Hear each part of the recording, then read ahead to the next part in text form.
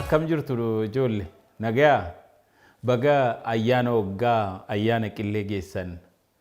Ayyaana waggaa maaltu jedhama? Ayyaantutu argaa jettanii? Eeyyeen.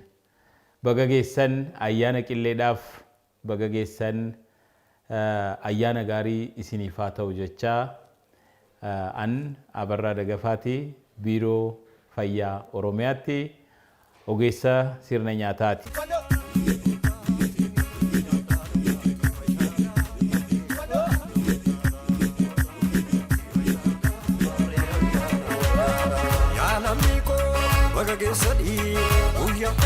Ayyaanaa fi nyaanni baay'ee firooma qabu.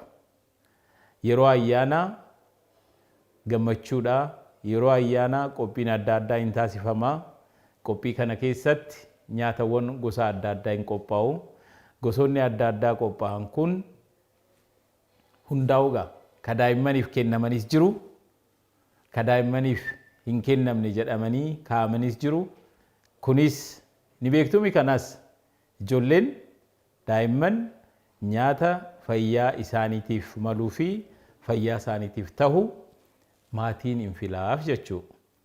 Kana jechuun waan isin hin dhukkubsine, waan isin fayyaa keessaniif rakkoo hin finne, waan isin guddisu, sammuu keessaniif, qaama keessaniif faayidaa kan qabu. Isa nyaatanii ka gammaddan ka taphattan malee ka dhukkubsattan akka hin taane maatiin isiniif filaa jechuudha. Akkasimi maatiinis yeroo ayyaanaa gosoonni nyaataa adda addaa hin qophaa'u. Qophii isaa irraa jalqabnee of eeggannoon taasisuu qabnu baay'eedha jechuudha. Isa kana hin beektaniif osoo hin tahin yeroo ayyaanaa kana gosoota nyaataa ammaan dura mana keessatti argamaniin dabalata ayyaana kanaaf jedhamee qophiiwwan taasifaman keessaa fi gosoonni nyaataa dabalaman kun of eeggannaan addaa isaaniif barbaachisa. Nyaatawwan dheedhii yeroo ayyaanaa gaa hin beekama. Bu'aawwan beeyladaa baay'ee nyaata kanaaf akka oolan hin taasifama. Isa keessatti argama isaarraa jalqabne hamma itti fayyadamnutti qulqullina isaa baay'ee eeguun ni barbaachisa. Hundaafuu nama guddaafis daa'imaafis qulqullina nyaataa eeguun, qophii isaa eeguun yoo danda'ame bilchaataa isaa nyaachuun, bilcheessanii nyaachuun baay'ee barbaachisaadha. Daa'immaniif immoo dirqama. Aadaa tahee al tokko tokko dheedhii nyaachuun, foon diimaa akkasii yaaduun jira.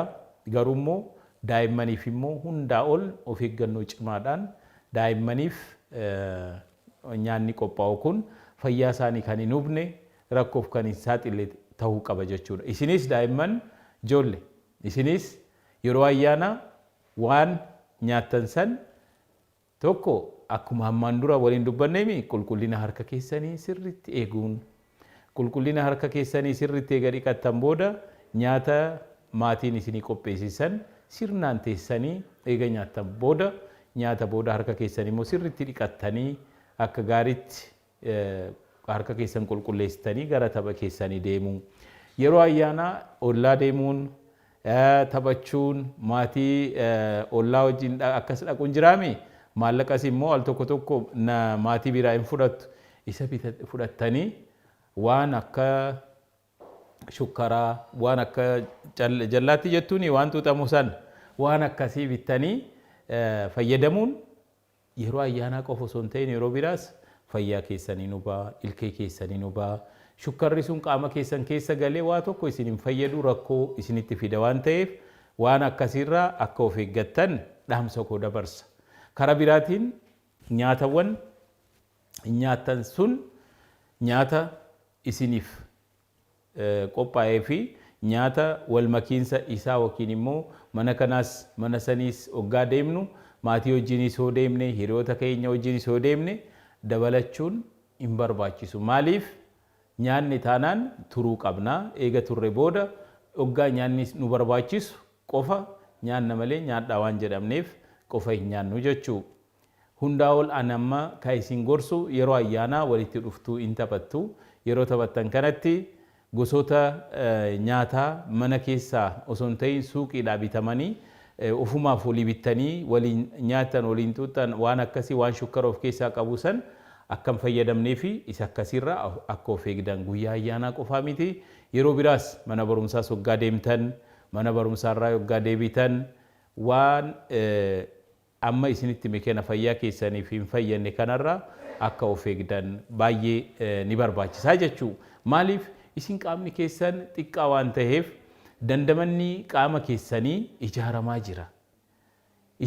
jira ka ijaaramaa jiru kun akka salphaatitti hubamee akka hin dhukkubsannee fi barnootarraa isa akka naafne fayyaan keessan akka hin hubamne waan nyaattan filachuu waan hin gorfamtan san yeroo hundayyuu osoo hin dagatiin eessayyuu yoo jiraattan osoo hin dagatiin hojiirra yoo oolchitan fayya qabeessa taatu hin guddattu sammuun keessan hin dagaagaa barnoota hin fudhattu sirnaan fayyadamtu jechuu maatiinis immoo hundaa ol yeroo ayyaana qalmaata wajjin wal qabatee horii yoo qalamees yoo gamtaadhaan hoggaa qalamu eessatti qalamaa ka jedhu akka aadaatti baadiyyaa bal'ina qabu keessatti magaalaas keessatti gamtaadhaan namoota waliin tahanii waliin qaluun jira garuu hundaa ol ayyaanni maquma isaarraa hoggaa kaamu gammachuudha baga hoggaadhaan nu geesse baga fayyaan asiin nu geesse jedhamee kadhatamee ayyaana san firaaf aanteen walitti dhufee ollaan walitti dhufee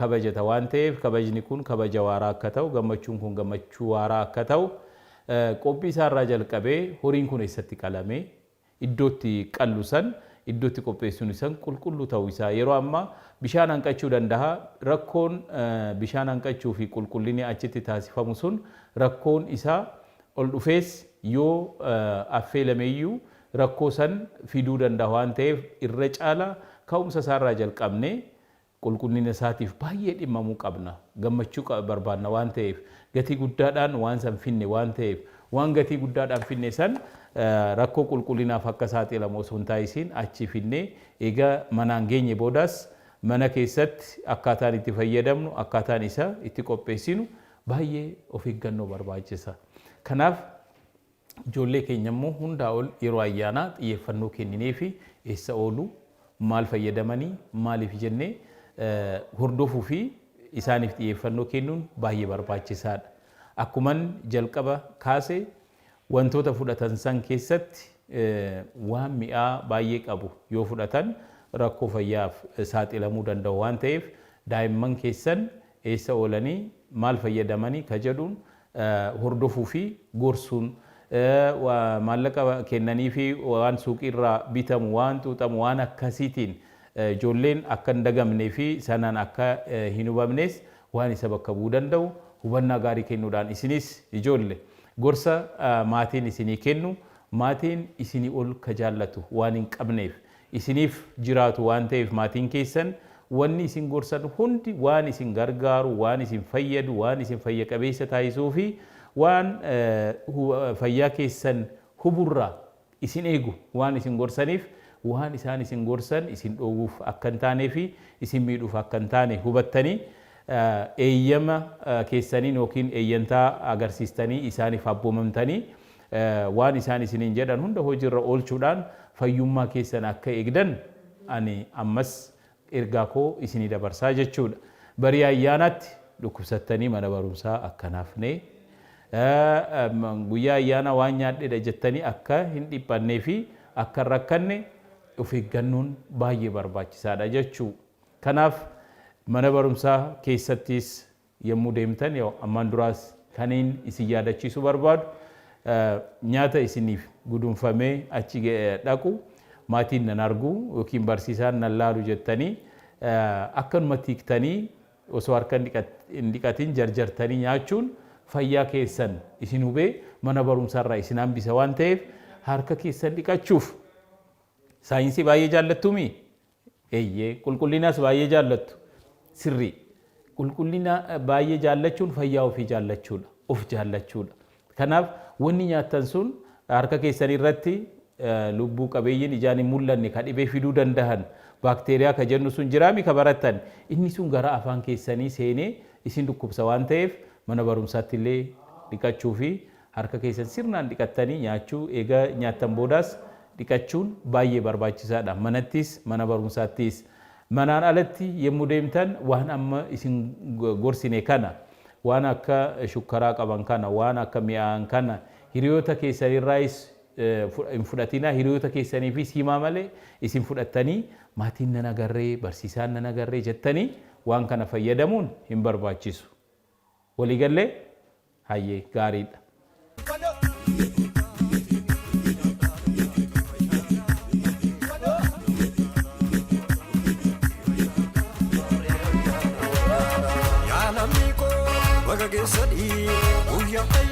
Guyyaa ayyaanaa ayyaanaaf ga'a. Akkuma humna keenyaatti gosoonni nyaataa qophaa'an kan ammaan dura idileedhaan jireenya idilee keessatti hin qopheessines qophaa'uu danda'u. Yeroo kana keessatti gosti isaanii adda adda ta'uun isaa qofa osoo hin ta'in gosoota adda addaa kana yemmuu qopheessinu yeroon itti qopheessinu bilchaatee yeroo dheeraa ka turu isa biraa immoo amma bilcheessinutti inni immoo qabbanaa'ee umrii kala koofsisatu ka turu. Kanaaf gosoonni adda addaa hojjetamuun isaanii kun geemmoo tokko irratti hojjetamaa dabareedhaan hojjetamaa waan ta'eef inni sun hoggaa turuu fi deebisanii oowisuu wajjin wal qabatee rakkoowwan isa diilalleessaa fi qabbanaa'insaa fi diilalleessa isa gidduu jiruun saaxilamummaan rakkoowwan yookiin immoo baakteeriyaa lubbuu fayyaa namaa hubuu danda'aniin saaxilamuuf carraan qabu bal'aadha. Hundaa ol ka gorfamu nama guddaas haa ta'u daa'ima nyaata bilchaate nyaachuu. Nyaata kana keessatti dibata yemmuu jennu dhadhaas haa ta'u zayita kan hin baay'anne hoo ta'e dheedhii kan hin taane maaf kuduraaf muduraan taane dheedhii kan hin taane yoo nyaatame baay'ee gaariidha. Sababni isaa maali? Kaleessaaf dheengadda san dura gosoota adda addaa san fayyadamaa hin turre waan ta'eef qaamni keenya ni sagantaa hoggaa jennu sagantaadhaan yookiin tartiibaayitii qophiin achi keessa jiru sun qaamni keenya yeroo soomman dhangala'oonni nyaata bulleessan qaama keenya keessa jiran gosoota adda addaatu jira. Yeroo soommanamu sana burqaa'insi isaanii yookiin haalli itti burqan baay'ee gadi bu'a. Yeroo qaamni garaan keenya duwwaa ta'u dhangala'aan hormooniin burqee garaan kun duwwaadha jedhee sammuudhaaf ergaa ka dabarsu jira. Yeroo san maal godha sammuun keenya dhangala'aa hydrochloric acid ka jedhamu yookiin immoo sirna bullaa'insa nyaataa isa ciccimaaf fayyadu asiidii of keessaa qabu kun akka bal'inaan hin burqine sammuun ni ajajaa jechuudha. Gaafummoo nyaata nyaannee garaan keenya nyaata quufeera jedhee ammas ergaa ka dabarsu ka biraa ni jira jechuudha. Yeroo kana keessatti sagantaa isaanii eeggataniiti haala madaallii isaanii eeganiiti achi keessatti ka jiran nuti amma namni hundi sagantaadhaan ammaramaa sagantaadhaan hoogganama jenneeti mana hojii tokko yookiin hojii tokko hin dubbanna. Ka uumamaa kun immoo kanu keessa jiru kun san caalaa halkanii guyyaa boqonnaa tokko malee sagantaa isaa eegee of eeggannoo cimaadhaan ka warraaqaa jiru. Kanaaf nuti yemmuu nyaannu waan qaama keenyaaf barbaachisu nyaachuu qabnaadha. Waan nuti barbaannu osoo hin ta'in waan qaama keenyaaf barbaachisu. Nu al tokkotti immoo baay'inaan waan san gosa adda addaa san walitti maknee yemmuu fudhannu achi keessatti qophaa'ummaan nu keessa jiru san dhangala'oon nyaata bulleessan sun qophaa'ummaan isaanii kan ammaan dura fudhannu sanaan jira waan ta'eef har'a irratti kaanee gosoota adda addaa yemmuu baay'isnu qophaa'ummaan dhangala'oota sanii waan hin jirreef dhukkubsachuu dandeenya. Garaa kaasaan dhufuu danda'a. Kadeeme sirnaan osoo hin keessummaa'in osoo hin bullaa'in qaama keenyaaf simatamee sifaa'uu qabu sun qaama keenyaaf simatamuu fi akka qaamni keenya xuuxu taasisuudhaaf dhangala'oonni duraan burqanii qophaa'oo hin taane sun waan gosoota adda addaa al tokko deemu kanaaf deebiin isaan kennan gahaa waan hin taaneef dhukkubsachuu dandeenya jechuudha. Kun immoo daa'imman irratti hoggaa ta'u hin hammaata. Daa'imman waanuma ammaan dura fudhachaa turan baay'inaan ayyaana waan ta'eef akkas fudhadha akkas nyaadha jechuun rakkoof daa'imman uumamaan garaan isaanii xiqqoodha. Garuu immoo akka nama guddaatti obsanii yeroo dheeraa turanii miti. Kan isaan barbaachisu yeroo gabaabaa keessatti isaan barbaachisa waan ta'eef akaakuu kenninuu fi baay'ina kenninuus xiqqeessinee tartiibumaan adadumaan fayyadamuun baay'ee barbaachisaadha. Namoonni gurguddaanis waamichi kun namoota gurguddaafis hin taasifama.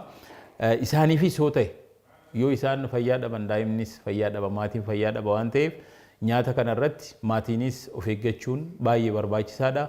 Bullaa'insa sirna nyaataa kanaaf dhangala'oonni qaama keenya keessaa uumamaan qophaa'an akkuma jirratti ta'ee yeroo ayyaanaa kana immoo dabalataan nyaannu xiqqoo ka duriin addaa bu'aa beeladaa foon of keessaa qaba. Kanaaf isa bulleessuudhaaf alkoolii fa'aa fayyadamuu qabna jedhanii fayyadamuun sun fayyaa irratti dhiibbaa fida. Ka uumamaan ka bulleessu ittiin baay'atiin yoo bilchaatee nyaatame qaamuma keenya keessatti isa bulleessuudhaaf dhangala'aan qophaa'aa waan jiruuf dabalataan ala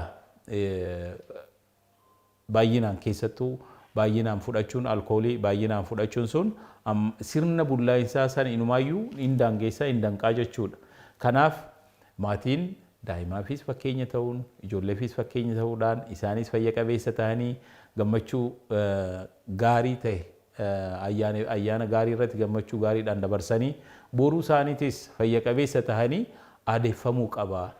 Guyyaa ayyaanaa dhukkubsachuun guyyaa ayyaanaa akkas ta'uun aadaas miti yookiin immoo waan ittiin ibsama keenyallee miti.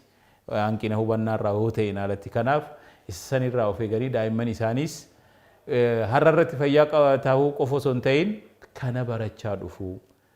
Waa baay'ee sammuu isaanii keessatti jechaan ibsu baatanii suuraa kaafachaa dhufu waan ta'eef aadaaf duudhaa keenya daa'imman kun fudhachaa dhufu waan ta'eef isaaniif fakkeenya qabatamaa ta'a.